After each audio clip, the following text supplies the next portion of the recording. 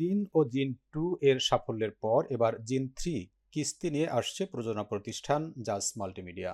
আসন্ন ঈদ উল ফিতরে মুক্তি উপলক্ষে নির্মিত হচ্ছে জিন 3।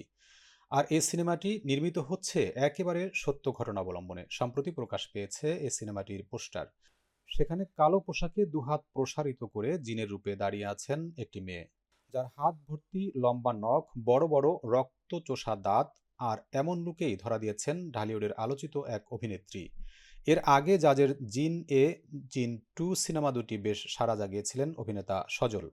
দুটি সিনেমাতেই তার বিপরীত অভিনয় করেছিলেন অভিনেত্রী পূজা চেরি। তবে এবার তৃতীয় কিস্তিতে নায়িকা বদলে গেছে। পূজা চেরির পরিবর্তে পর্দায় আসছেন জনপ্রিয় অভিনেত্রী নুসরাত ফারিয়া। সম্প্রতি জিন 3 সিনেমাটির মুক্তি উপলক্ষে ইতিমধ্যে অন্তর্জালে উন্মুক্ত হয়েছে এর পোস্টার। কিন্তু পোস্টারে গ্ল্যামারাস নুসরাত ফারিয়াকে প্রথম দেখাতে অনেকেই চিনতে পারেননি। অভিনেত্রীর এমন হাল রীতিমতো চমকে দিয়েছে নেটিজেনদের, তা বুঝতে বাকি নেই। কৌতূহলী দর্শকরা জানতে চেয়েছেন, গ্ল্যামারাস নুসরাত ফারিয়া কি তবে এবার আসলেই জিন ভূত নাকি ভ্যাম্পায়ার? যদিও সিনেমার সংশ্লিষ্টরা বলছেন সব উত্তর মিলবে পুরো সিনেমাটি দেখলে। সে অপেক্ষায় নুসরাত ফারিয়ার ভক্ত অনুরাগীরা।